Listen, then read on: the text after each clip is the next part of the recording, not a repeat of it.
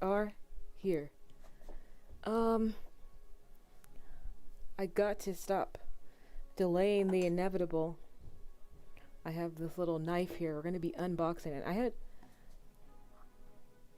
What we got here, we're unboxing, Clark. We got all this stuff right here. Oh, it's right here. This is all of it. Oh, and it's really heavy. The books are extremely heavy, so should we just start from the top? There's a lot of stuff here. How do I showcase? Oh god, okay. There's that. There's the Twilight Deck. There's a whole bunch of stuff. And then there's the books are right there at the bottom. Oy. Hey everybody. I am live here. Here's the whole thing. There's the corebook, Hearts of Ravensdale, all that good stuff. And then there's all this stuff here. But I'm gonna set this down. And let's see. Let's start with the small stuff first, right? I haven't opened any of this. This is gonna be fun. Okay, so we have the... I gotta look online because there's a lot of stuff here. And... I don't even think this is all the stuff. I think there's more coming. And... I don't even think this is all the stuff. I think there's more coming. There is more stuff coming. I'm just checking the audio, making sure I can be heard. I'm gonna have some pop. Rip her open? Okay, you guys ready? Let's do it. So what are these? Let me look online. I gotta look at the bundle and just see what everything is in the first place. So what are these? Let me look online. I gotta look at the bundle. Okay, these are I know these are tracking cards. These are the 20 Fallen Leaf tracking cards. Aye.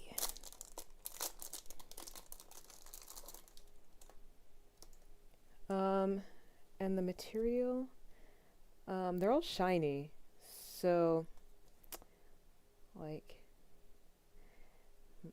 right, so they all say tags, and then on the back, you have your statuses. Then you have your tag. Okay, double-sided. I guess you would use marker. Honestly, have never used these type of like special cards like this before.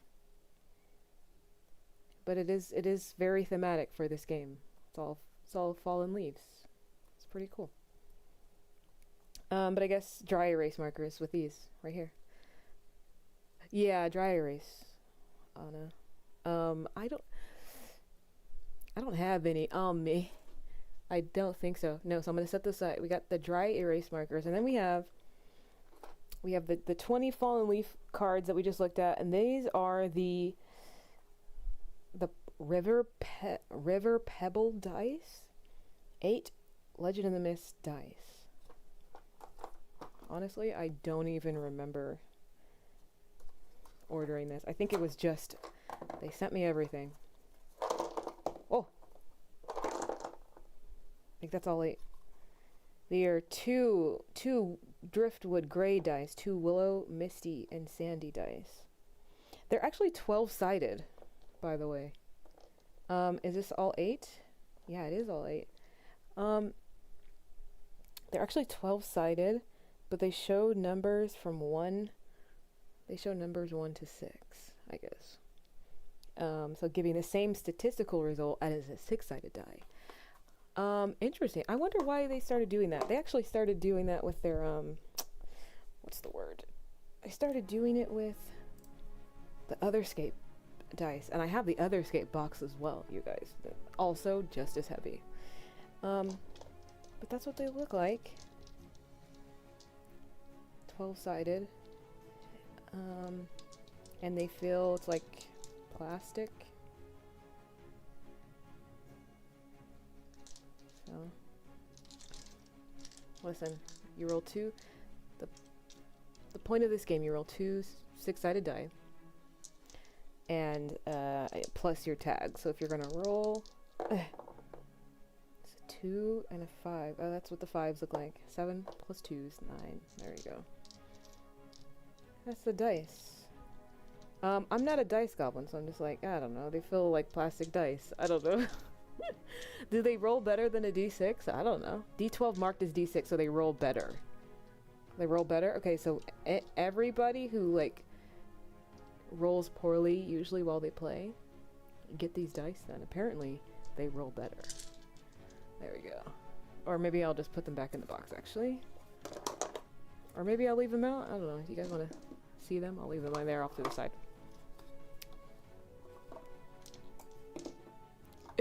There we go. Okay, what's next? I'll start small, so I'm grabbing these packs here. Okay, this is the Twilight Deck. So this is 40 challenge cards. And they are the 40 cards describing challenges for Legend of the Mist. So we have village threats to strange creatures of Twilight, including their actions, abilities, and ways to overcome them, and secret vulnerabilities. And it includes the challenges for the Wake of the Old Ways campaign. I'm currently running this campaign, so maybe I'll have these actually out while I'm running. That's going to be fun. Okay, so let's open it.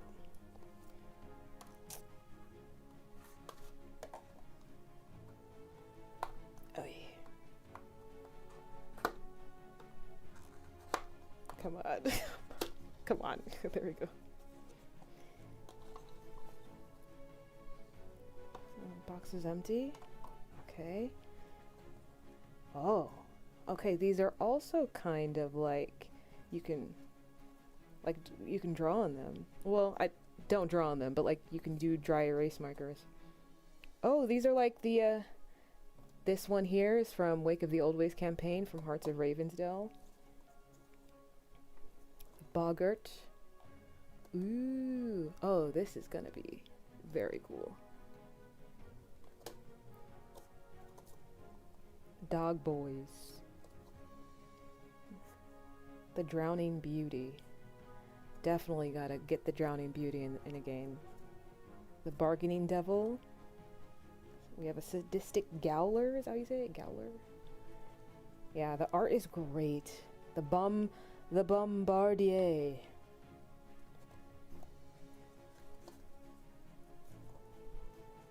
And then we have the Greedy Dragon. The art is indeed really good. But look at this twisted creation.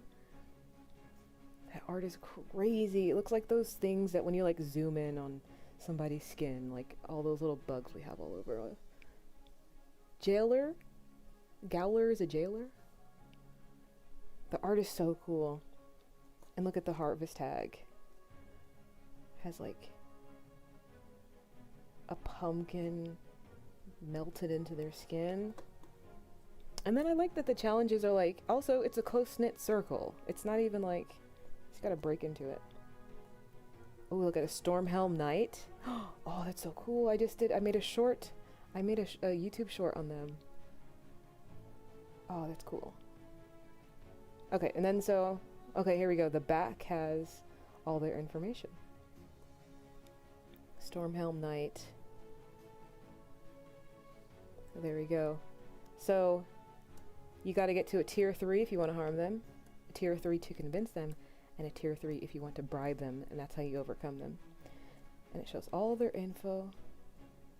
Wow. Oh my god, I might use these. These are freaking cool.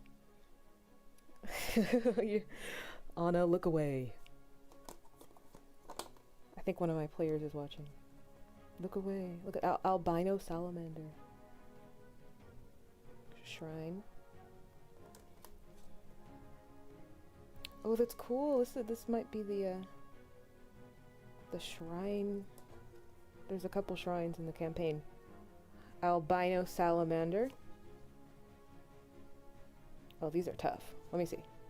Well, that's tier 3, so not too tough, but it does take a tier 5 to try to take it down. But you can run away. You can escape it for a tier 3. Okay, it lets you know on the back its threats and consequences. It will ambush, it will chase, and then it'll reconsider. The albino cell. It will stop in place and stare as if weighing its next steps. Okay, so it's an intelligent creature. Okay, got a grandfather crow. I'm just like, the art is so good. I'm just like stopping to look at the art, actually. Like this, it's like this is a large crow, and then we have people who are like worshiping it. It's really cool. Wow, and this one's, yeah, to harm it to tier 6, so you have to do some major damage to harm it or banish it. Yeah, I know a lot of people are waiting for the physical copy to come just to be like, so they can, that's their preferred method of reading through the rules. So yeah, fun game though, fun game. There we go, Hexia. Then we have concerned villagers. Oh, here we go. Here are some of the cards from the campaign. All these right here, but we've already been through this part. So the poisoned worm, the sorrow bomb, Azaria. Oh my god, you guys, the art is so good. I know I want to move on, but just let me just look a couple more minutes. Someone said if you yeah, there are some actual plays of the game on I'm Looking for Mom YouTube channel by yours truly. Guess who's running it? Wanderland's Grave Robber. Look at this guy. The Hag of Black Oak. And then we have Vila. These are so cool. I wish more. Oh, I just love like these. I know a lot of games will do cards like this for their stat blocks and stuff, but this is so cool. I like the length of them. This one's called Vila. They wear human-like guises to deceive foolish Dells people. Their faces are many, alluring, strange, majestic, and bestial. Vila. Very cool. And who's this guy? Thrad Pine Splitter. A legend among his people, this thundering thaumaturge commands the storms and roams the highlands. Oh my god, it's Thor. You guys, there's Thor in Legend of the Mist. Look at him. We got Thor in Legend of the Mist, and he's an aggressor. That's a tier 4. That this guy. Am I going to be doing an AP of this game? I already have some APs of the game. I'm currently holding these cards right now, or I would send you a link. But go to Looking for Mom TTRPG, and you will see the games that I've already run. I already have a Legend of the Mist one up, and I have a couple solo videos uploaded on my solo channel on YouTube. Dolmen Dirger. What is this? I'm sorry, you guys. The art just looks so good. The Green Maiden, a mysterious being of the Alden-Weald forest. The Green Maiden is said to be a woman made entirely of moss, ivy, and leaves. Nice. Oh, you guys. I'm sorry, the art is so good. Okay, I think I'll move on now, but just look at that. Cold-hearted stabber. Oh, it's so good. Oh, Anna, if you're still watching, this is the Dolores Lady. I didn't know they had cards for her. In the campaign, you go visit this shrine here. That's what it looks like. Wow. Okay. Mirling, yeah. The Painted Beast. Okay, there we go. She looks, I know, she looks awesome. But that's the cards. Somebody said, I keep telling myself I'm going to try other game systems, but I mostly end up playing Pathfinder or Starfinder. Listen, just do it. Just do it. Just try some other games. They're so great. Okay, so that is the Twilight deck, you guys. I'm going to put them back. But I'm going to look at them again later, because I just want to look at the art. Like, that is so good. And not only is the art amazing, but it's just going to be really helpful. Okay, one thing with putting cards back in these boxes, if you guys have mastered the art of just getting them to all slide in perfectly, you got to teach me your ways. There's always one that just never... There we go.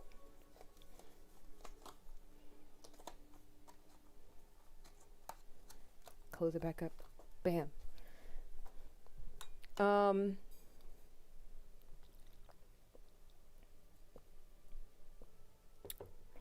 I found the looking for... I'm already following LFM on Twitch, but not YouTube for some reason. Wow. Wow. How could you? How could you not follow us everywhere? Okay, next. Okay, so these are also writable dry erase cards. Looks like they're going all in on the dry erase. These are the theme cards. So theme cards are basically, so your character is made up of 4 theme cards. Okay, that's your character sheet. And so there's 60 of them. So what is 60 divided by 4? You know, I don't know. That's how many character sheets it is. 60 divided by 4. So now let's open it.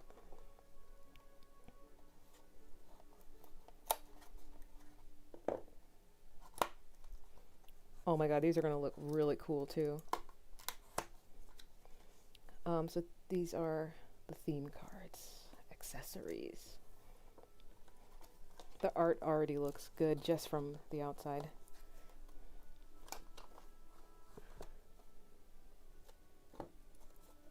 Oh, one got stuck. Boom, okay. Ooh, oh my god, okay. Here we go. So there's 6 of them, so technically you can give these out to 6 players and say, here's your first one. It's your character name. It's all dry erase. And player name. I mean, I appreciate the dry erase, but I will hella smudge it. Like, I'll ruin it quickly. Maths are hard. What's 60 divided by 4? You guys, it's 15. Oh, thank you. Listen, I would have gotten it eventually. Math's hard, brain. So yeah, you can give this to your players. You can give this to yourself if you're playing solo. You put your name, you have your companions and their relationship tags, and then promises, quintessences, you know, those are deeper, you're getting deeper in the weeds in the mechanics. But basically, the more you level up, you get promises, you get more cool stuff, basically. And then on the back is the hero, this is your hero card, so you get your backpack tags. Okay, here's the thing. If we're writing on the front and the back, I'm telling you, something's getting smudged. And just, I appreciate the dry erase, it's getting smudged. 1,000%. Okay, so that is theme card 1, so you have your character name, and then you fill that out, done. And then you have the fellowship theme card. And it looks like there's only 2 because everyone in the group shares them. So it's not like every player gets one. It's you put it in the middle of the table and then everybody looks and says, oh, okay, I want to use that tag. And there we go. And then on the back it shows you, oh, it's special improvements. Nice. Very cool, very cool. Okay, so there's that. And then you have the theme cards. And the theme cards are everything that make up you as a person in the game. And so the green, I believe, okay, so green is origin. These green ones here are origin cards, meaning like you're green, right? So you're green around the ears, is that what it's called? So you're like brand new. So you're, okay, I want to grab an origin theme card because I want to grab, like, you see how it says circumstance right there? And then, okay, so we have 2 circumstance. So, like, maybe, how many circumstances there? Because, you know, what if, like, 4 people in the group wanted to grab circumstance? Which I've seen happen before. But anyway, we have circumstance. This is like, oh, something has happened in my life, or I want to do something. And so I'm going to grab circumstance, get some tags, and that's going to make up one part of my character. And then we have devotion. It looks like it's 2 of everything. Past. And then it's people. Maybe your people are very specific, and so you want to grab people and be like, I am proud to be where I'm from, so I'm going to grab people. Then you have personality, if you have like a strong personality, or meek, something, and you're like, I really want to play through that. I want to play through who my personality is, so you'll choose that one. Or maybe you have a cool skill or trade that you want to focus on mechanically. There you go. So it's just 4 cards that make up who you are as a person in this game, and that's just mechanically. Obviously, you can role play whatever you want, but like mechanically and how you grow is going to be these 4 theme cards. And then you have a trait, and that's the green ones. And then okay, so trait. Let's look at the back as well. Eventually, your cards level up, and then you get a special improvement. So for trait, you would get innate sense. So once per session, you can ask the narrator for one important detail that you can intuit thanks to your trait. Okay. I see what you're trying to do. Fellowship of the Ring. Oh, 100%. This game is like so inspired by Lord of the Rings. So hell yeah. Someone said yes, those jokes about the Fellowship are definitely happening. I was just called me Peregrine Took in our most recent episode. Yeah, you were saying that. Okay, so we have more theme cards. I believe I can't recall. There's Origin. If someone knows Legend of the Mist and knows I can't tell you. I can't recall right now. There's a lot, you guys. But anyway, we have Duty. And I believe this is like 1 level higher. Maybe Adventurer. You have a duty that you have a calling that you want to focus on. And then let's look at the special improvement. Dutiful anticipation. Once per scene, you may ask the narrator to reveal the closest or next danger standing in your way to fulfilling your quest. The narrator will point you at a danger you can perceive or provide a vague clue if you cannot. Yeah, there's a limited number of cards per pack, so not everyone can get the same themes as easily unless you make copies. Yeah, I would say so. And honestly, I might take the paper copy, because like I said, I'm smudging these bad boys. Yes, Anna, I know that Zell is you. Influence. Maybe you have a good influence over people or a region or something, and you want to choose influence. Maybe you have really good knowledge over something, so you want to focus on your knowledge and build that up. And then there's the prodigious ability as well. Let's look at the theme improvement for that. Improved counter. When you react to lessen a consequence with tags from this theme and roll a total of 10 or higher, you may, in addition to any other benefit, keep the spotlight to counterattack and may double dip tags already used in the spotlight. Ooh. Wow. Actually, that is kind of OP right there. Because usually you cannot counterattack and you cannot double dip tags. That is a really cool ability. I might take this for my next character, the next character I build. And then we have relic. Maybe you have a special relic passed down from your family, or you found it, you stumbled upon it in your past, and you want that to be a focus. And then you have uncanny being. So this is kind of the way of saying like, oh, I'm going to be a goblin, or I'm going to be an elf, or I'm going to be a dragonkin or something. This is where uncanny being would come in. And then the improvements. Okay. When you camp or sojourn in the environment of your circumstance, you may recover 1 scratch power tag in addition to any other benefits. Okay. Uncanny being. Relic. The ring. Yes. And then you would name it My Precious. That's how you would build it out. And then we have the Destiny cards. And there are only 4 here. So, yeah. I mean, what are they saying by only having the 4? There are only 4 Destiny cards, and Destiny is like Gandalf levels of powerful. I wouldn't start my players off with any Destiny cards. This is very much late stage game cards that you would upgrade to eventually get. But this is like Sauron, whatever, like levels of great wizardry here. So then we have Destiny, and even Destiny can level up. Let's look at the special improvement for Destiny. As foretold, once per session you may declare an action by you or another hero as pivotal in the fulfillment of your destiny. Count power normally, and instead of rolling, treat the result as a success with consequences. Ooh. Ooh. Oh wait, that's good, because if it says count power, so if I'm like, hey, I'm gonna count, I can use these 4 tags here, and it's an automatic success with consequence, I'll take it.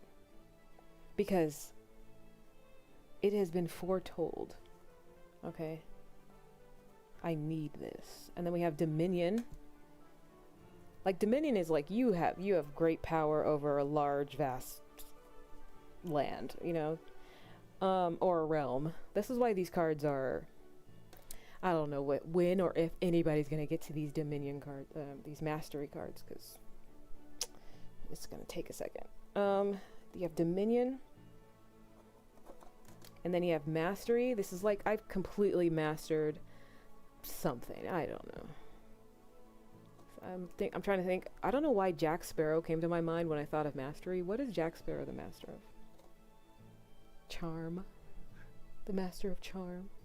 Always prepared. Mastery. Once per scene, when a broad tag from this theme is indirectly relevant to your action, you may use it as directly relevant instead, skipping the required prep action. Okay, sure. And then we have Monstrosity. Maybe you turn into a monster. Maybe that's your arc. Hey. Okay. And then we have these cards, and I believe they're called variable. These ones here, that's why they have the 3 little icons instead of just the 1, like these ones here. Variable means they could work in a variety of different situations. So you have 2 companions, right? And your companion could be a variable amount of strength and intelligence. So I think that's why that's here. Then you can level up your companion. Everyone's best friend. Once per session, when your companion helps another member of your fellowship, you may invoke only tags from this theme, forego rolling, and get a success a success without consequences. Wow. Your companion's coming in. Maybe your companion is the big old bird at the end of Lord of the Rings that comes and finally saves everybody. And then we have the magic cards, and this is where if you want to be a magic or like a caster or a mage, you would get one of these. And then possessions. Kind of like relic. I don't think it's as powerful as like having a relic, but it's a possession of yours, something that's important. And then and then there's these cards here. Now that I'm thinking about it, these cards are the ones where you could just write in anything. So do you remember how it was like, there's only 2 of each type, so nobody can have the same ones? Then you would get these extra here, and then you would just write in the name, and that's it. And then you would circle if it's origin, adventurer, all that. There we go. And then you write in the special improvements. I think these are cool, but like I said, I'm smudging the hell out of these bad boys.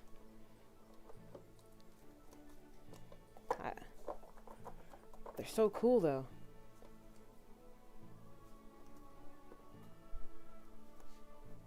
Unless you're writing with permanent marker because you're crazy. Maybe that could work. Maybe I'll use a permanent marker. Okay. That is the theme cards. Okay, let's go to the next set of stuff. Let's see, can I get all these in one go? Yes. Yes, I did it. Okay. What's next is this. This is the, I'm looking online. This is the, what is this? Oh, it's the leather, satchel, and acorn dice. Okay. I get 6 acorn-shaped dice and a rollable faux leather dice mat and case. Okay. There we go. Let's open up this bad boy, see what it's like.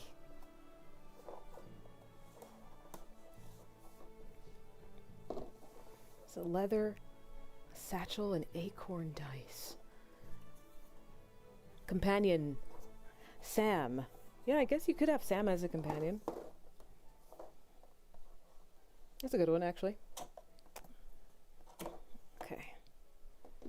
Dice rolling mat and dice. Yeah, let's see. Is it a dice rolling mat?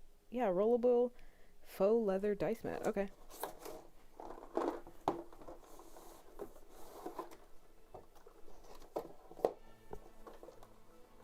Ooh. That does feel good. Listen, you guys, I'm not even a dice goblin. This is cool. Let's open it. Oh.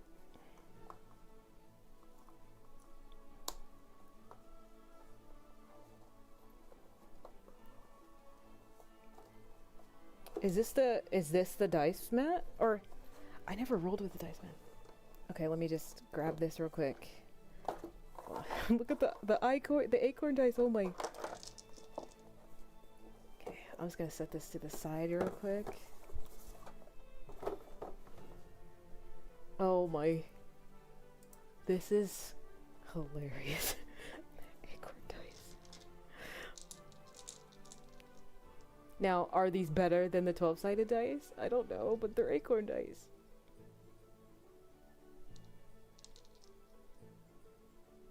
Oh my gosh. Okay, so let's see. I'm gonna roll 2d6.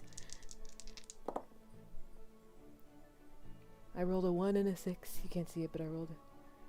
That's a 6. Okay, I mean, do they roll, like, does it roll well? I don't... Is that what the mat's for?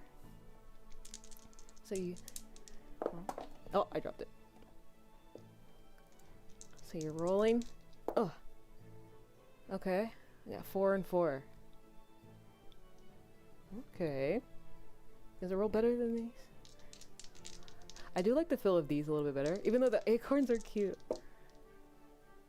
Look at that. 6 and 5, you guys. 11. I did roll better with these, so whoever said that. Right.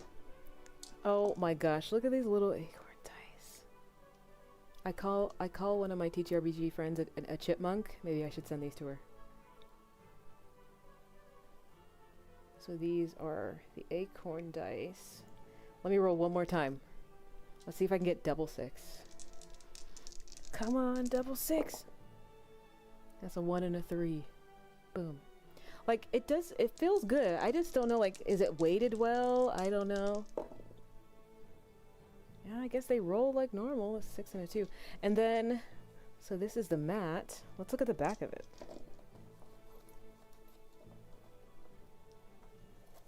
And it kind of has like this section. I'm pretty sure that's where the dice go.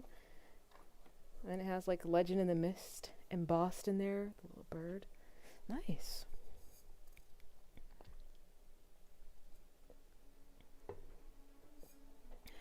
How much do I want to bet that she'll roll double snake eyes? Anna? I won't bet that. I'll bet $100. I'm positive. I'm willing to make that bet. Okay, and then so you open this up. Oh, look at that. This is where I store my acorns. Don't mess with my acorns. Oh my god. And then you roll it up. Oh my god, you guys. This is so cute. And then you snap it. This, can you imagine? Okay, I'm trying to snap it. There we go.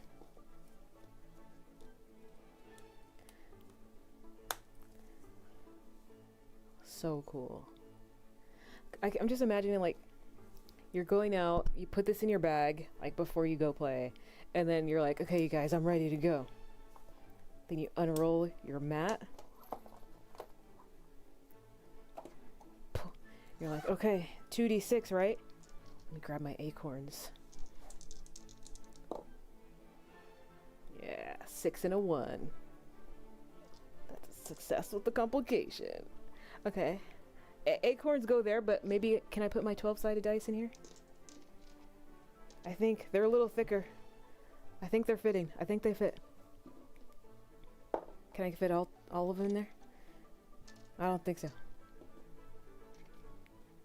Oy. Oh, it's getting a little chunky. It's getting a little chunky. Come on. Come on. No. No! Darn it. Where'd it go? Okay, I found it. Okay, they don't want to fit. It's okay. I'll leave the acorns in there. Don't mess with my acorns. That's fun. If I had a home game, heck yeah, I would roll with these acorns. Unless they were cursed. And then I would not roll with them. Okay, let's roll this back up. I like it. It feels good too. The leather feels good. I think it's just funny to like pull this out and then people watch me roll actual acorns. I think that's really funny. This is really cool. Legend in the Mist. Oh, set that right there. Okay, what's next?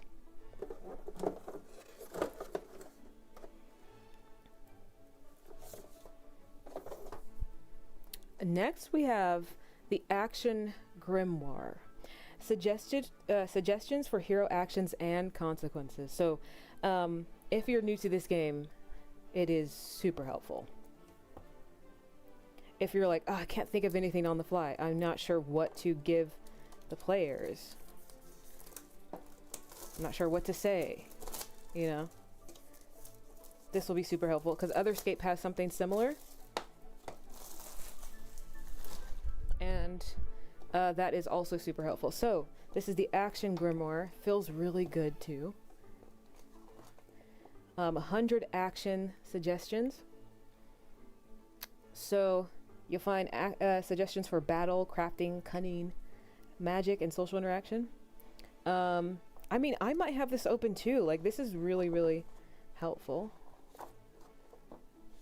So let's look inside. We got the Action Grimoire. Also, it's really shiny. So, and the texture is like, I don't know how to explain it. It's like slippery. You could see the shine from it. So it doesn't feel like regular paper from a notebook. But of course, art looks great. Layout looks really great. But if I was a new player or a new narrator, aka GM, I would definitely have this open. Run a giveaway for all the dice that don't fit.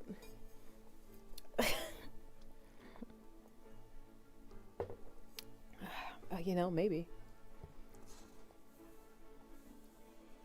There we go. So let's see. There's social consequences. So, I mean, maybe I'll start having this open when I'm running my sessions. I'll definitely have the books open because, you know, I need the campaign book. But there's a lot of roleplay in social situations, so maybe, you know, I have this open and I'm not sure. I'm like, you become embarrassed, frustrated, or scared or something. You know, you take remorseful one, or you end up drinking more than you can handle, intoxicated. See? So there you go. Maybe your equipment gets lost or damaged, and then you can give them one of these. It gets chipped, or it gets mucked up, or you scratch a tag, something like that. After a while, you start to get more comfortable with like throwing out statuses and tags you can give. But there we go. Then we have a page for battle. There's area attacks. There's multiple attacks. We got precision. Now, if this is like you want to get really crunchy, I'm a little bit more streamlined and want things to go a little bit more smoothly. But this This has common battle statuses. Like you can get a lot more zoomed in on what you want to do. There's winning a fight, there's positioning, right?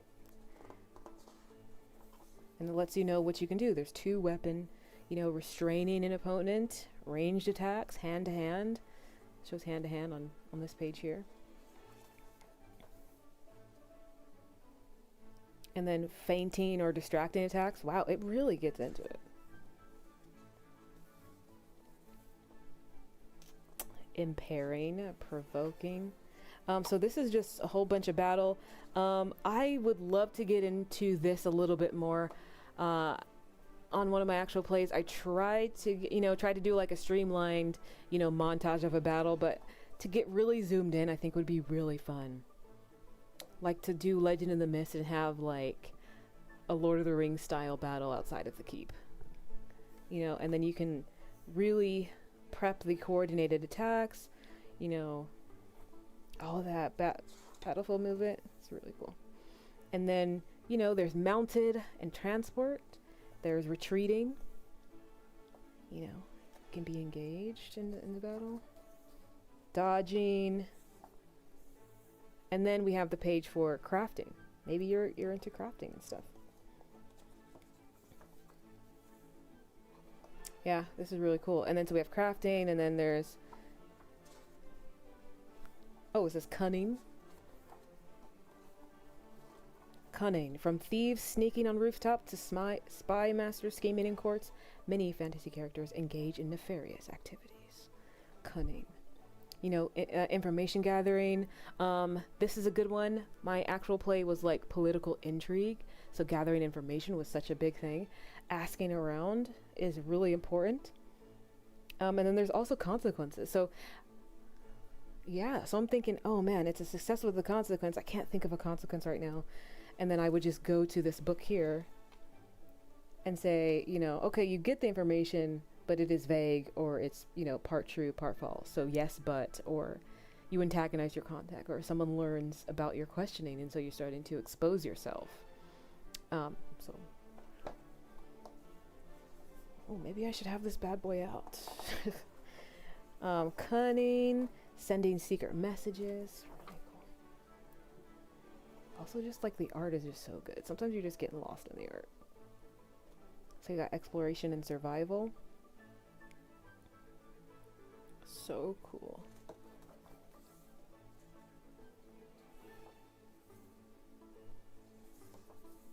Navigating danger. And then we have recovery and healing. That's a good one for all the healers in the group. Oh, look at that. Consequences. You become addicted or get a stomach ache. Uh-oh. Or you're temporarily afflicted by severe side effects. Ooh. There we go. The consequences one is the one that's going to be the most, for me, the most helpful, because I can think of, sometimes consequences come to my mind immediately and I know exactly what the consequence is. Sometimes I'm like, oh, I don't know what it could be. Oh my god, look at that art. It's so good. Magic. Dispelling magic. Magical rituals. Also, if you have a magic character, there's warding magic. You can conjure creatures, crafting, magical crafting, and using your abilities.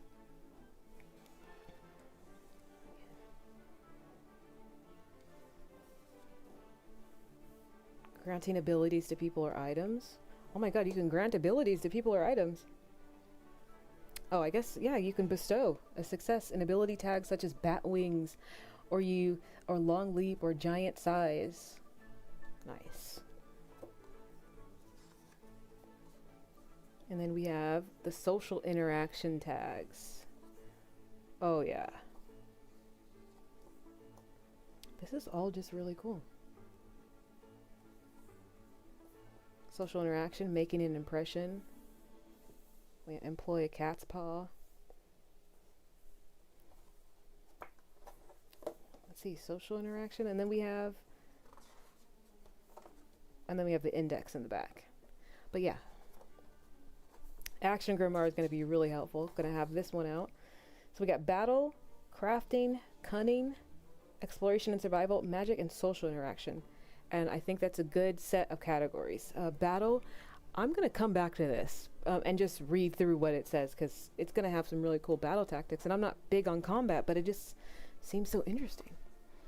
Okay. There's a lot in this box. I need some water.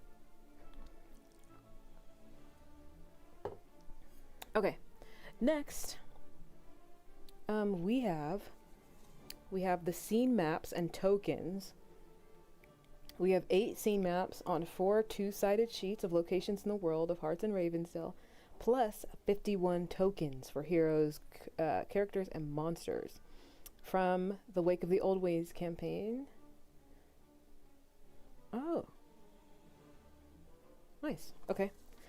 Let's open it. It's in this document type thing.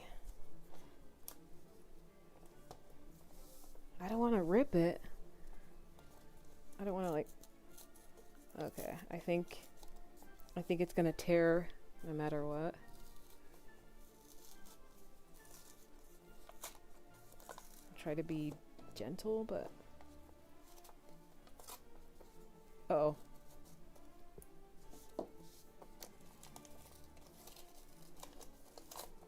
Uh-oh.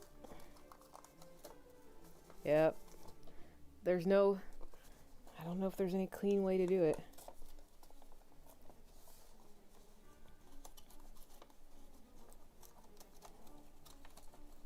There's no clean way. Looks like this is it.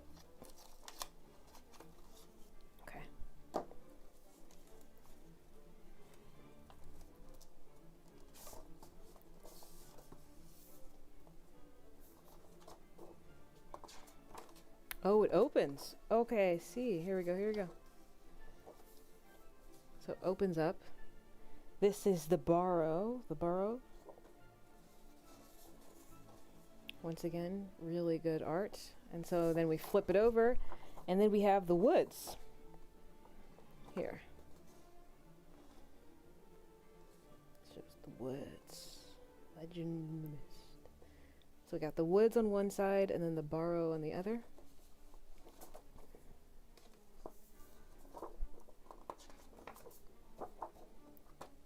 We have the ancient altar.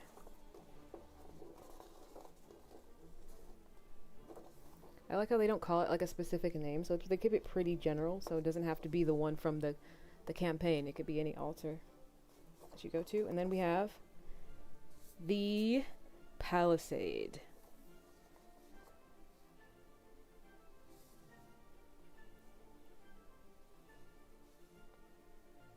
Okay, that's really neat. Really good art. They have the Hermit's Abode. This is likely... I'm forgetting her name. The wise old woman. And she's a bit of a hermit. And she does have, like... You see there's, like, vegetables. She does have vegetable garden and stuff. This is probably her place. Then, on the back... The Sunken Tower. This is Adventure 1 in the campaign. The Sunken Tower.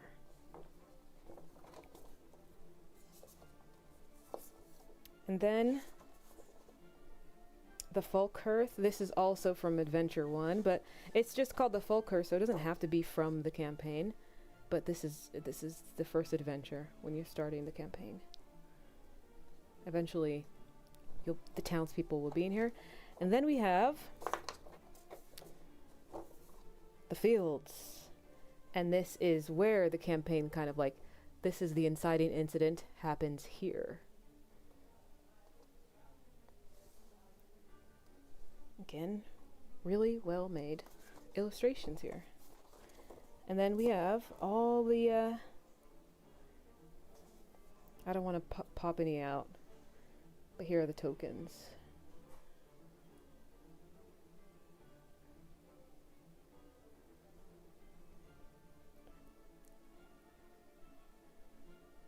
you know, this game's not tactical, so you don't technically need this game, these. It's a lot of it's like theater of the mind, but it's good to have these to like place, so you can place yourselves and where you are, where your friends are, where the enemy is. And then it has the names on the back.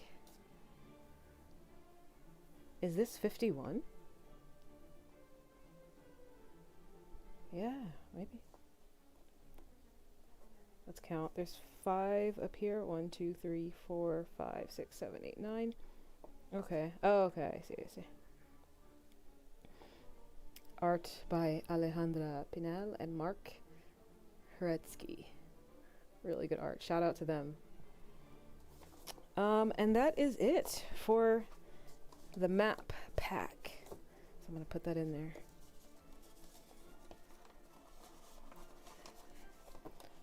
Okay, last but not least, you guys, we have the books.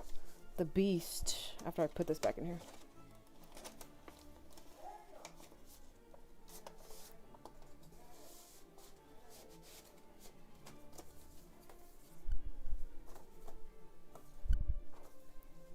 Okay. Rosamund. Yeah, that's her name, Rosamund. Last but not least, everybody, we have the beast right here. That has all the books. I'm actually running a one-shot this Wednesday or Thursday, and I'm gonna be running one of the adventures in the book, so I'm actually happy to have be opening it now.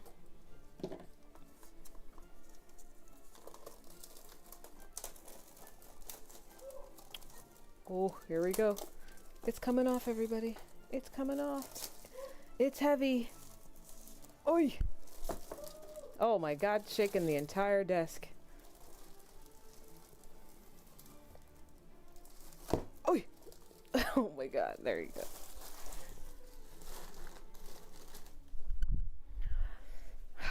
Oh my gosh, there's so much stuff. It almost took an hour to look through this stuff. Wow. Okay. So let's just... What to take out first? How the heck? Do I just let it off?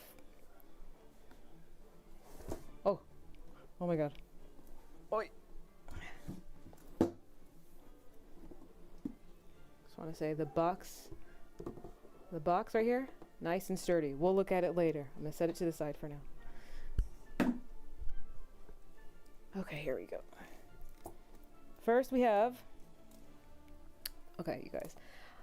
I don't know if I'm going to open the character pack because I'm not running any type of home game right now, but I am positive they look awesome. I love Son of Oak character packs for City of Mist, for Otherscape. They do really, really well. They make such cool pre-gens. Like, in other fantasy games, it's kind of like your basic core class pre-gens. In Son of Oak games, they're so creative. So I have no doubt these are the pre-gens here. Awesome. But if I do run a game in person, I'll crack this bad boy open. But let's set that to the side. Okay, and then we have... Okay, we have the narrator screen. Let me set these down. Oy. I will open this.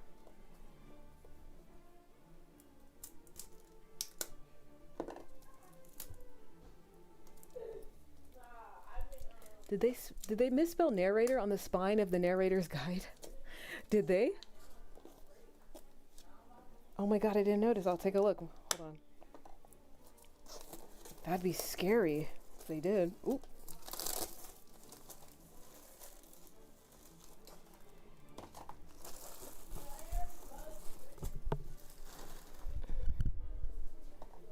So let's see, what is this? This is the narrator screen. So we got Legend in the Mist. And I'll open it wide. Oy. Obviously, it can't show all of it in the frame at once, but anyway, kind of just opens up one wide landscape image. Very beautiful. And then Let's look at what's on the inside.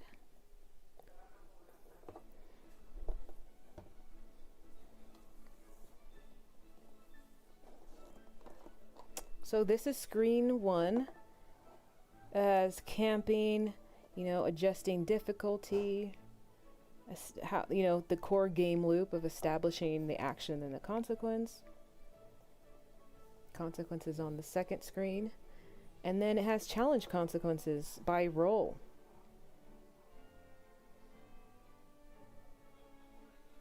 And that's on the inside there. And then we have consequences from hero actions there. Magic, other consequences. So it's kind of like having the Grimoire here too. Gives you some examples to use. Travel consequences. Also just, you know, very helpful. Challenge consequences by role. So if it's a pursuer, it chases the heroes down. Approach, speed up, move into hiding. So it kind of lets you know, like, this is... So if you don't have... If you want to make up a challenge on the fly, this is what you would use here. You'd say, okay, it's a pursuer. It's chasing them. So I'm looking at, what does a pursuer usually do? Okay, it usually approaches or it starts to speed up, and then it will close in on the heroes. That's the consequence there. They are now blocked, or it reduces the distance. And so now it's gaining ground. So you add in the gaining ground status. Which is really helpful because oftentimes you will find yourself just making up a challenge on the fly. And then this is like a quick reference. Maybe it's an influence one, or it's a mystery. And there you go. I'm gonna close that. Oh, did I close it the wrong way? Is there a certain way to close it? I don't know. That one's first. And then, okay. I will set this to the side. Oh my gosh, so did they spell it wrong on the side? Let's look.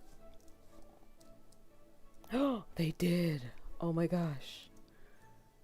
Nerrator. Nerrator. The narrator.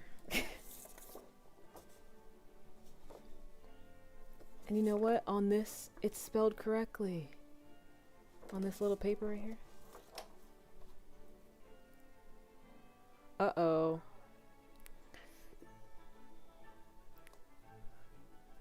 Does anybody want to be the narrator?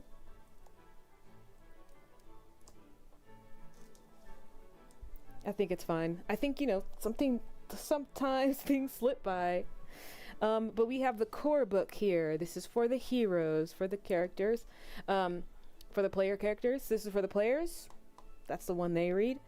You guys, it was going to be one big book. And I remember last year they changed their mind, and I was like, thank God. This was going to be a beefy boy if it was these two. So this is the core book.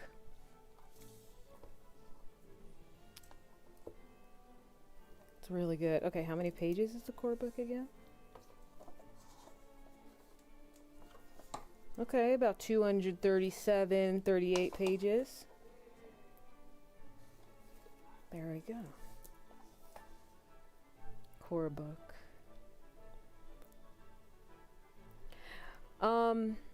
Yeah, looks like future printings will have to fix it. Always, yes, the narrator can be wrong, everybody.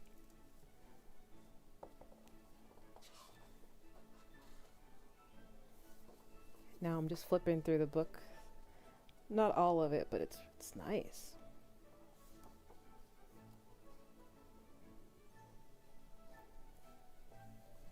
Gosh, it's so cool because for so long I've just been reading the PDF. And it's so cool to like finally have the actual book in my hands. And then it has the opening.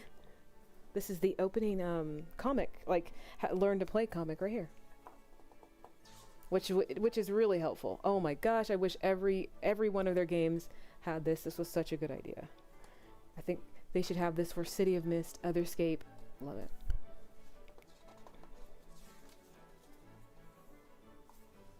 Listen, if I keep saying the art is so good, I can't keep saying it, but it is.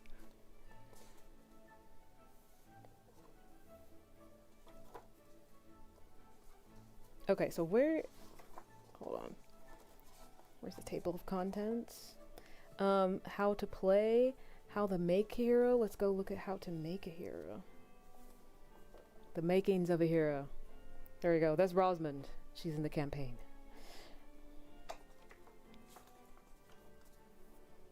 There we go. We got your hero card, theme cards, and the tracking cards.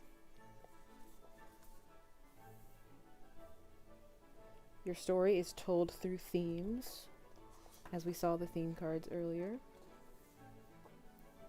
Okay, so there were theme types. I forgot the theme type name. So it's origin, adventure, greatness, and that's where all the big ones like the Destiny and Dominion ones were, and then the themes of varying might. But yeah, so you choose one, you know. Maybe you want to create Frodo from the Shire, and then so you would choose maybe people. So that's your heritage, tribe, culture, race, or nation.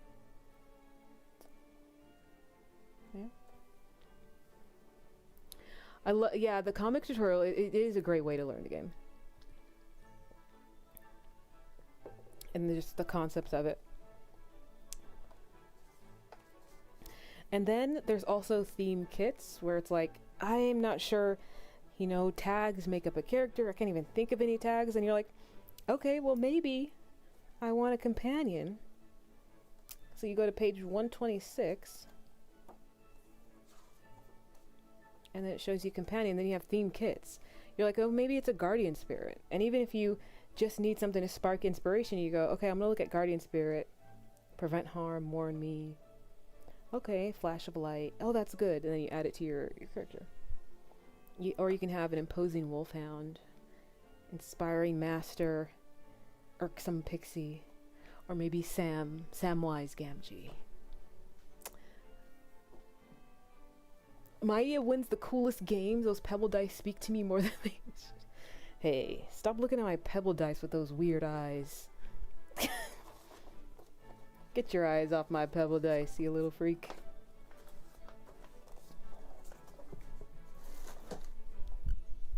Okay. There we go. Then a whole bunch of... This game is just full of tags, you guys. You'll see it. Tags, more tags, and then statuses and tags. They'll let you know what can you do. Describe your action. And then you can have the quick way, you can have the detailed way. The main ones that you will hear in a game is the quick and the detailed way. The detailed way is usually when you want to affect the story and change the narrative in some way, in a deeper way. Quick you can as well, but detailed is when you're like, okay, I need to create some power to generate something to, you know, change the story, change the narrative. Counting power. So example actions. Here we go. More examples if you need it. If you're, for example, like, I'll lift it up. If you're climbing up a ledge, it'll let you know that you can, if you have the tag called athletic, rock climber, and climbing pick, you can use those three. But you have a weakness tag called it's a little reckless. So it's a -1. So it's 3 minus 1. You got a power of 2. So then you'll roll your pebble dice. Oh, you said those pebble dice speak to you. Oh, okay. I thought you meant my acorns. Don't look at my acorns, okay? Don't look at my acorns. Stop looking at my acorns, bro. And then you can spend power. A lot of this game is like getting, like rolling dice to get power, and then spending power on cool stuff. And yeah, this game, I think the book is just full of like, here's like stuff you can do and here's how you can use it.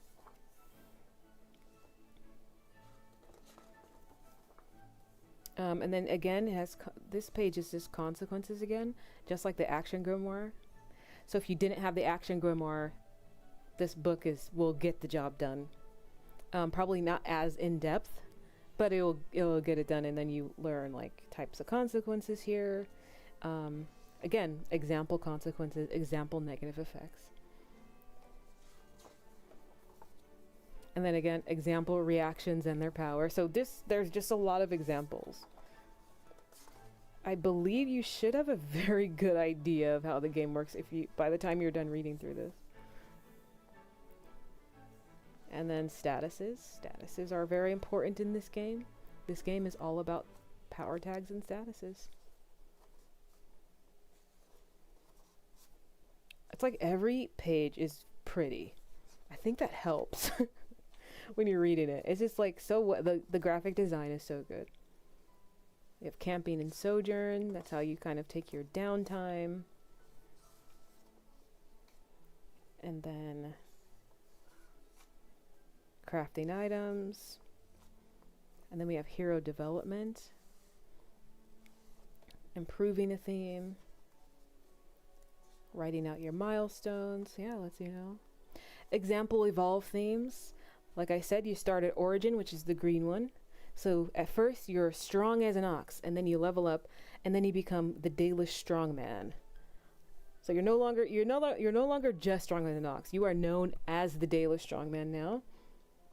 And then, or maybe you're a village healer, and then you level up, and now you're the follower of the goddess. Something happened in your journey. Now you follow God.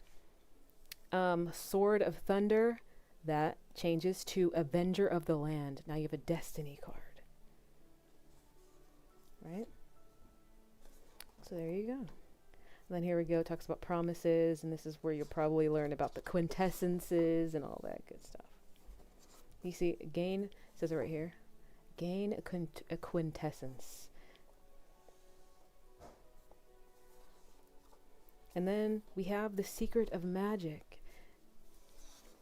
Learn about the fundamentals of magic all throughout here. Example magic actions and reactions. Yep. And there's consequences of magic actions as well. So when magical actions generate consequences, the narrator may use them to reflect the various outcomes of using magic. You know, maybe there's collateral damage, or, you know, you're exposed, or expenditure, you're getting exhausted or drained. I really like that. There's different types of magic. So we have alchemy and herbalism.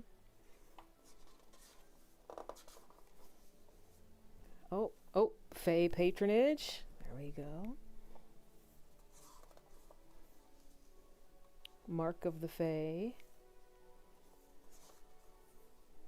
Runic invocation. What's this one? Land shaping. Fill the land. Its roots. Its air and water. It is yours. It is you. We have shape shifting. Very cool, very cool. And then we have sorcery. Spirit binding. Really cool stuff in here. More theme kits. Then we have straight up witchcraft.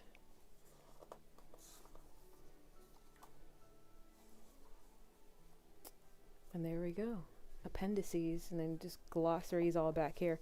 But yeah, this game is all about how to create the character that you want. So if you want to be a witch, like here is, these are called tropes. And so it'll let you know, you're like, I want to play a power monger witch, I guess. And then so it will let you know, okay, so take these theme kits here, these 3, and then you can choose another one. So this game is all about helping you decide, because they know it's like, it takes a second to learn how to play. And if you're brand new, it'll say, hey, take these 3 theme kits if you want to be the witch, and then choose one here. You want to have hidden daggers? Do you want to be a giant spider queen? Yeah. So it lets you know how to do it. That's cool. That's cool. So that is the core book, everybody.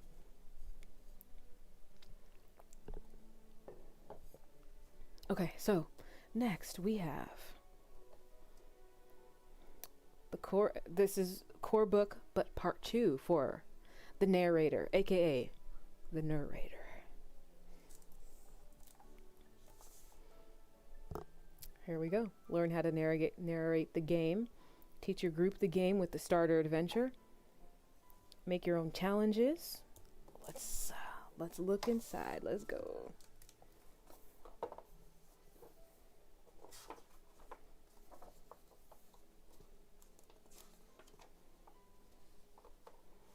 Narrator, begin here.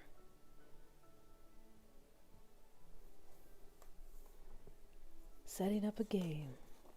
Let's so we have the introduction, we have the narrator's role, and then the satchel perils. Oh yeah, this is where all the challenges are. And then we have the appendices as well. And then in the back, it will show you how to play solo. So if we just go back there real quick. There we go. How to play solo or co-op with these oracles here. And this is what I use, but I use the PDF version. Okay, so let's see.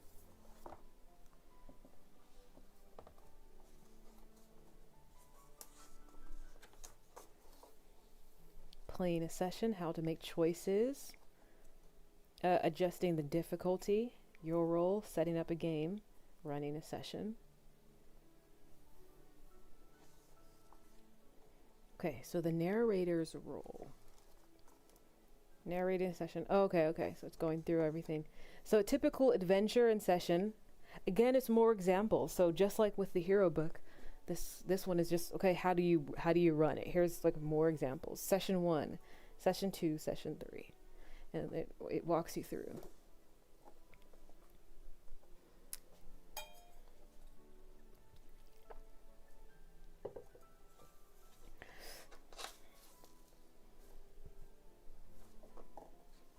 So what makes a scene? Choosing the scene. Establishing. Really good stuff. Now, I've been running this for so long and like playing it. I do follow it, but like in my own method at this point.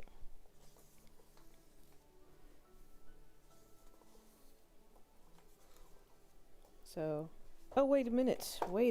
I'm just this one had a I didn't realize it had a little bookmark in it. I was like, I just noticed it in the narrator's book. Where is it? Those are always really helpful. There it is. Found it. There we go. Okay, I found you a little ribbon. Okay. Rustic fantasy. Found the ribbon. Okay. Delivering consequences. Wrapping up a scene, reactions, and more tags that you can use to affect the scene. And these are rewards that you can give out. So maybe it's magical items, perks and favors, armaments, valuables. Yeah, I really, really appreciate that these books are just like, here's a whole bunch of stuff, because we know it could be hard to think of stuff on the fly. So here is everything. Here's a list of just a whole bunch of examples to help you out. And these are like remarkable treasures that you can give out. Here is a gauntlet of angels. That's a relic right there. Blessings of the wild spirit, or a ring of engagement. Telepathy with my true love. Oh wait, it's an engagement ring. That took a second to realize. I was like, the mighty ring of engagement. What is that? Oh. It's an engagement ring. But there is a weakness tag. Hear too much. Uh-oh. Maybe you hear some things you don't want to hear.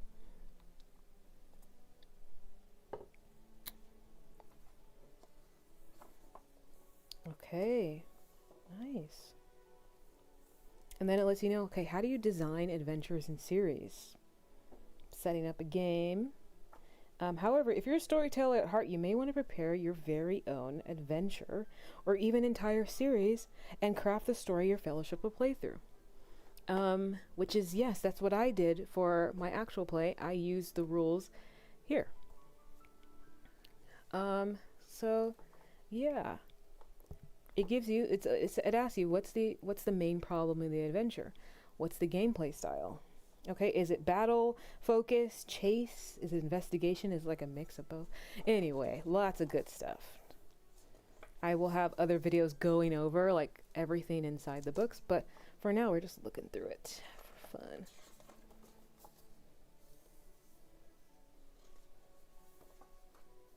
And it shows you, hey, there's a mount. How do you design a series? There is a structure called the mountain. And it lets you know the great danger is right at the top. They have to make their way to the mountain, up the mountain. And then there's another. It gives you examples. Hey, here's an example mountain. Wrath of the Ash Mother. I love it. I need examples. That's why I love it so much.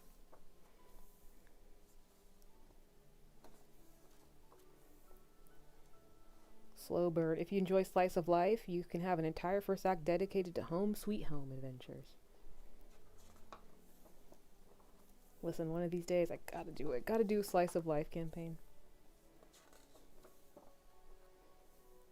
Playing solo or co-op mountain series. There we go. And then there is another style called the Crossroads. So modern storytelling takes a different approach to fantasy tales. Rather than journeying to overcome a single evil, we find our heroes at the clashing point of many conflicting forces. And this is just another style of writing out your campaign, or designing it, the Crossroads. So it's a series of challenges that represent an evolving force in the world. I think I did the Crossroads. Yeah, I think when I was making my campaign, I did Crossroads. Because I like the idea of fronts as starting points.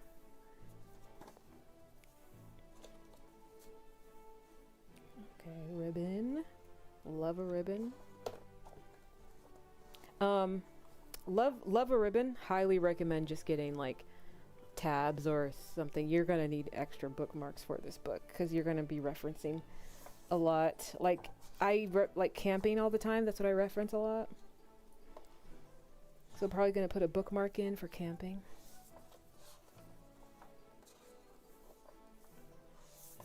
Ways of magic, ingredients.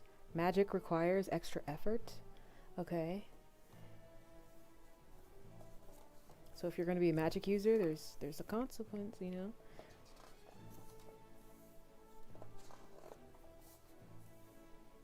Again, awesome art. The Satchel of Perils. So this is where all the Crossroads sounds like War of the Ravens. Right, yeah, because that's what I use for War of the Ravens. Okay, so Satchel of Perils. AKA, this is where all the challenges are. And so, what to reveal to the players. I also really like when a game will explain how to read a stat block. Like, it will be like, this section means this, and this section means that. I love that.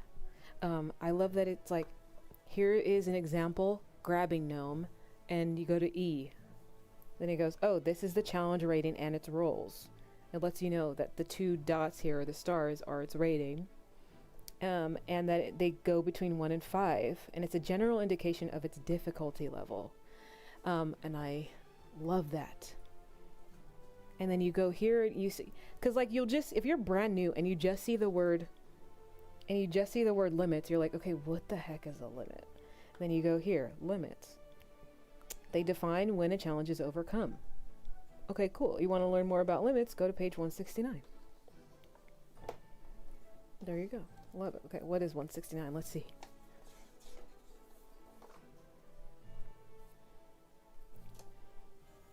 Oh, limits. Sorry, that's limits. It did say volume 1, 169. So you got to go back to volume 1 and then go to 169. And that's in the Heroes book.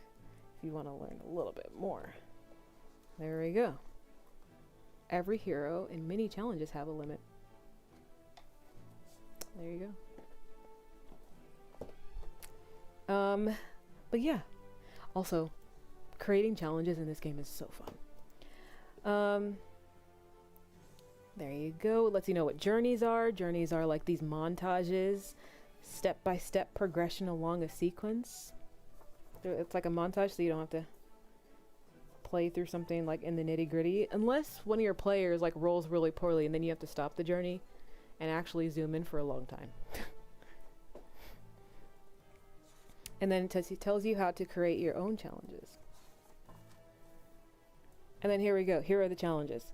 So we have, what I like about these challenges is like it's not just your classic monster. This one's an avoided acquaintance.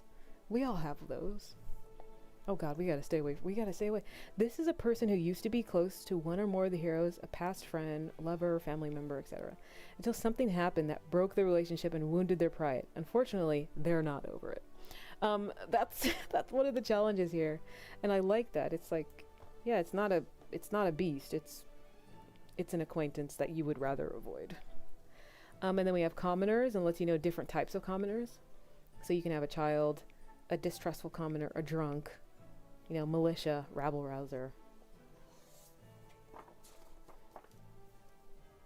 A grumpy keeper. You have an imposing pet. I've used imposing pet before. That was fun. House hob.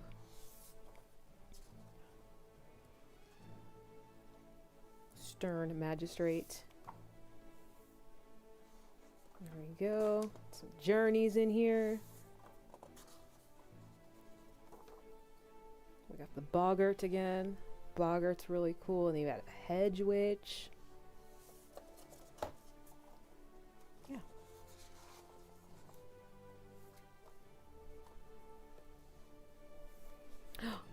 Ominous Raven. Oh my god, my campaign was called War of the Ravens. How did I not have an... And there were ravens. How did I not have an Ominous Raven? I must have skipped this. I didn't even know. Next time. I did have Ominous Ravens too. Oh my god. I should have looked. I should have looked.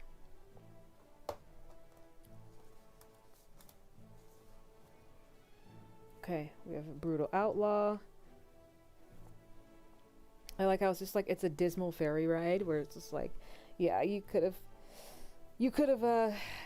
gotten on a better ferry ride, but this is all you got. It's dismal. Dog boys, the grabbing gnome. I've used the grabbing gnome before. Fun. Antlered forest spirit, fabled bird of prey. And you don't even have to name it that. You can just think of any fabled bird of prey in history and just be like, oh, okay, it's a phoenix. And it says right now, legends tell of a magnificent and terrifying raptor, a rock, griffin, drake, or perhaps a harpy. In my game, War of the Ravens, we had griffins, but I made them really scary. They were like a tier 5 instead of 3. Because we need more griffins in our fantasy games, you guys. And then we have a rampaging giant. What does it do? It destroys. It goes on a rampage, heaving towards structures.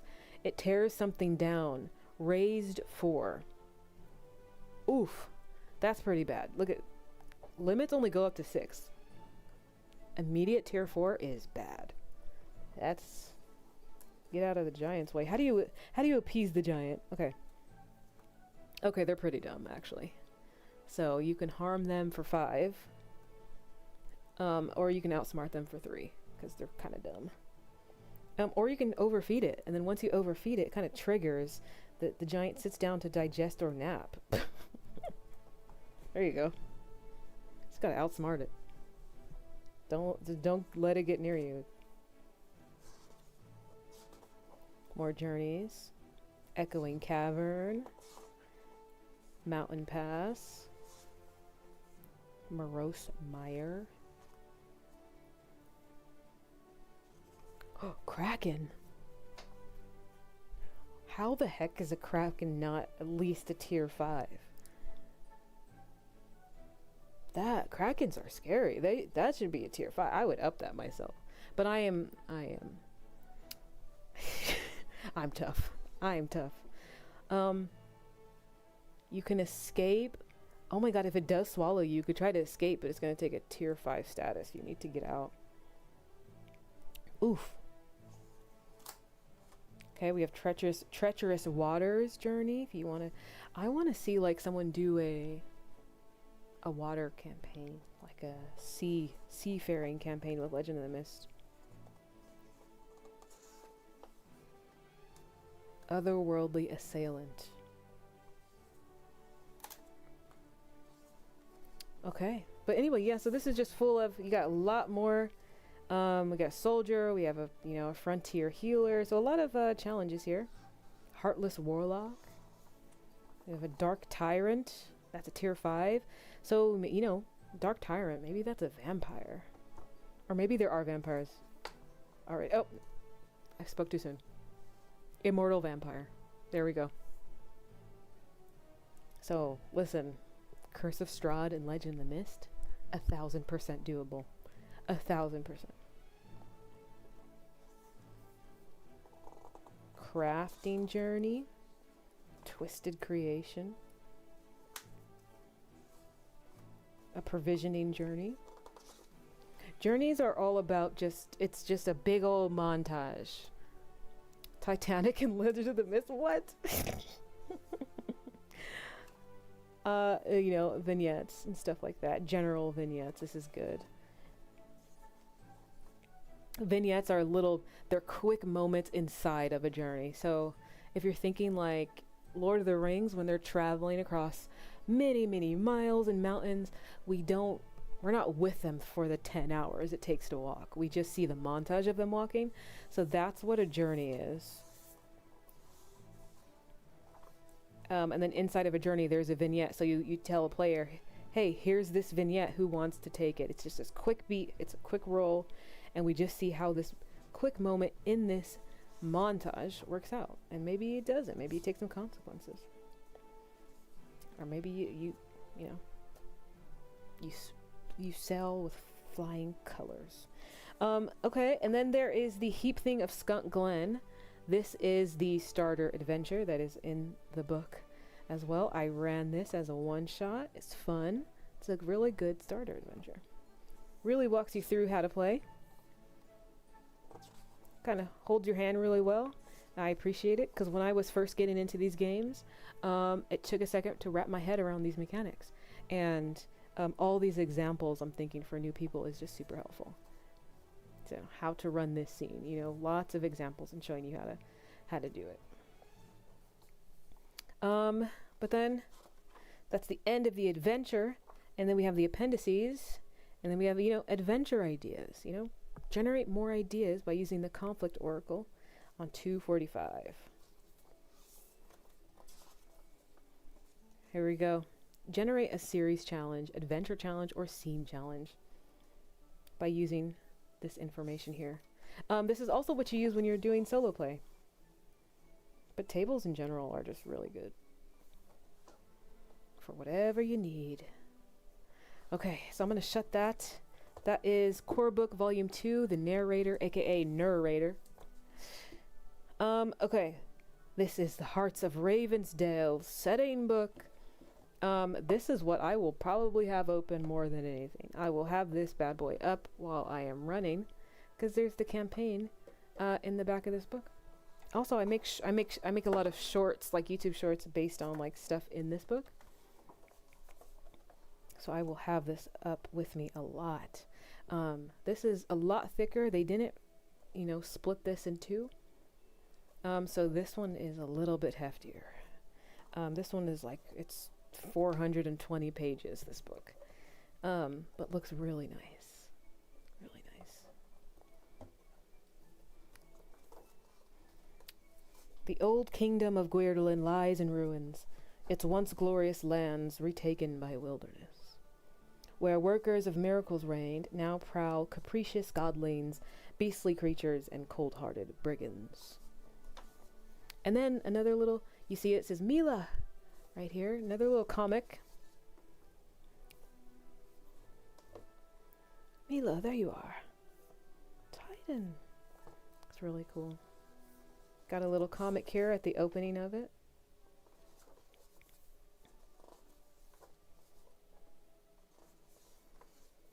Hearts of Ravensdale.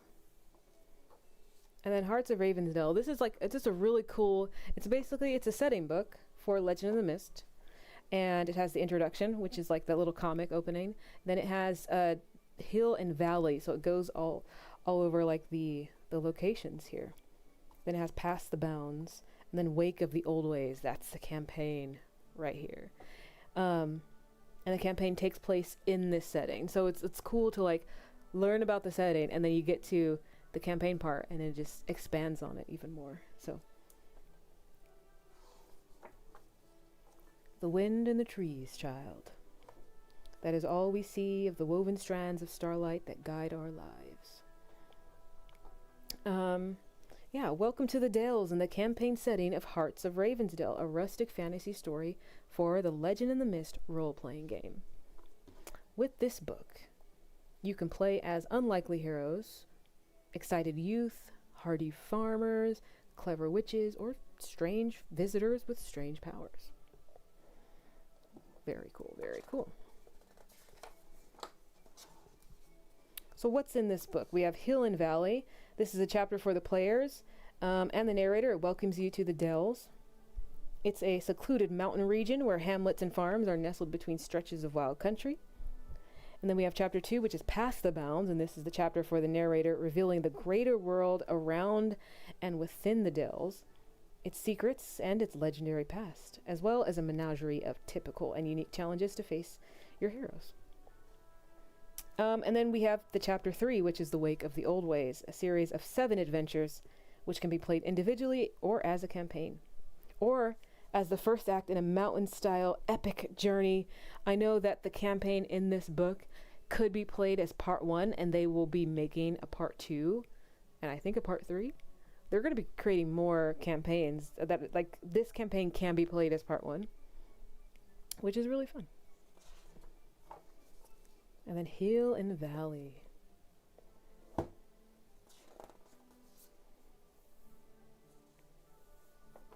I also like if you want to be from somewhere in the Dales, because I've been just reading the PDF a lot.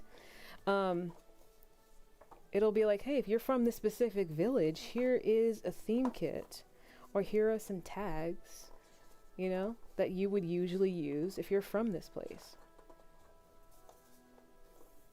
You know, or if you want to, like, if you're from Ashstone, you could say, oh, my people are from Ashstone. Here we go. Here is a people theme kit that you can grab and say, I'm from here. Ashstone, a rugged no man's land of windswept hills and deep glens, known for its quarries. And then we have Barleytown. This is the largest town, or dale. It's the only town, technically. So yeah, if you want to be from it's the hub of trade and culture here in Barleytown. Maybe you're from here. And so there you go. You can grab a theme kit. And I would love to do a campaign, you know, based in Barleytown. That sounds fun. Love a nice city campaign. And then we have, you know, Cedar Gate, a forested borderland where loggers and battle-hardened woodwards stand against raiders from the Kragan Highlands. But yeah, this is really cool. We got Milk Rest. Maybe you're from pasture. And then there's Ravensdale. This is where the campaign takes place. You're a group of people from Ravensdale. At least that's where the campaign starts. And maybe, you know, maybe you're a Ravensdale bumpkin. So you take that little people trait here. You know, it's like the Shire, you know, I'm just from the Shire. I'm from Ravensdale, peaceful, you know, we got no problems here. And then we have Soddenmoor. You know, I'm not from. If you want to be the opposite of Ravensdale, okay, you're from Soddenmoor, which is the underbelly of the Dells, an unscrupulous crossroads community rising from lowland swamps and rivers. So maybe you have a Soddenmoor family. And there will be other third-party content coming out, like Old Oaks Beyond the Wood, which is based on Irish mythology. Oh, yes. Yeah. Whole bunch of cool stuff. And then we have smaller dells and villages. Salt Hill. But there's so much cool stuff in here. And then see, there's a whole bunch of theme kits. So if you want to make someone who's specifically from the Dales, the book says making a Dalish hero here. Creating like creating a Dalish hero concept. It gives you all these theme kits, all these old ways magic theme kits. So it's like, hey, here's stuff that would work perfectly if you're making a Dalish hero, and this is what you would show to your players. Or if you're a player, this is what you would look at if you want to stay within the theme of the setting. So, you know, all this, especially the old ways magic, look into it. It's really, really good stuff. And then, yeah, more theme kits. So if you want to play, you know, a householder with a secret, you want to play a wayward child, it's letting you, once again, a whole bunch of cool stuff. If I was going to play, I would choose, you know, slimy delivery kid. And then delivery is in quotation marks.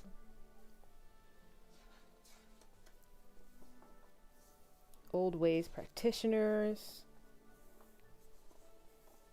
Yeah, it's just really, really helpful. Everything that's already kind of made out. I think because during character creation in like session 0, creating tags and coming up with tags takes the longest.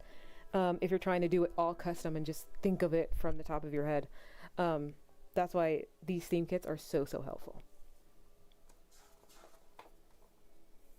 And then there's a general store because you get stuff for your backpack. There's actual cooking recipes, you guys. This is so cool. Yeah, cooking and crafting. There's benefits for it. We got bone broth reduction. I don't even know if these are real recipes. You got fish, pastry, dried tomato. That's fish in a coat. That's what it's called. Okay, let's see. The recipes in this book are only for game purposes. Don't try them at home.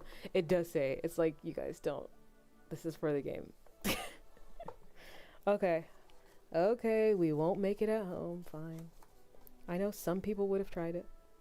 And then we have the book for magic.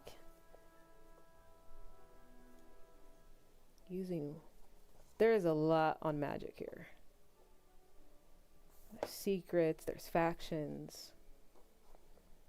The Ember Branch. Ooh, the Winter King and the Cold-Hearted. Uh-oh, don't read that.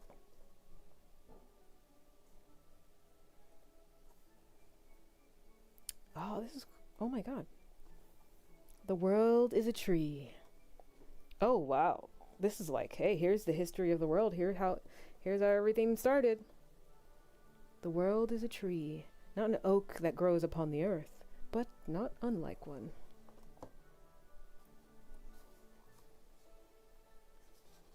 Very cool. Okay. And then eventually we get to, you know, more journeys. We got some challenges here.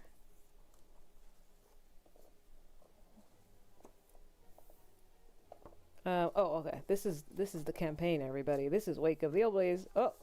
This is where we're at.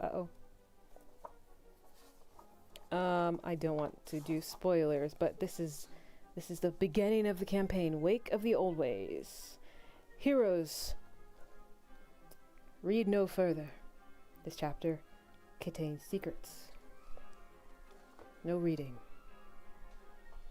But this is the campaign. And then we have the appendices in the back. You know, we got some oracles. And then the rest is for the campaign. But I'm super excited to have these books finally. I'm going to read through one of the adventures I'm going to run on Thursday. But such fun stuff. Got the core books, got the setting book, and you see how it says setting book 1. So they definitely have more stuff in store, and I'm excited for it. And then we got the that.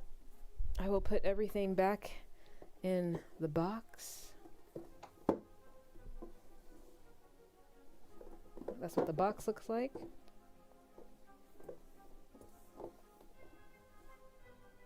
Really cool stuff. Okay. If you stayed the entire hour 45, thank you for watching and listening along. This is where we are going to end it. As it's been, I did not know this was going to go this long, but there is a lot of stuff. And these dice were cool, and so were the acorn dice. Okay, I spent some time with the acorn dice. But yeah, thanks for listening. Thanks for watching if you did. And this is linked in the description below, like this specific like box set that I got. But also if you just want to get the core books here, that's fine too. Maybe you just want some acorn dice. Maybe you want to throw some acorns. But that's good too.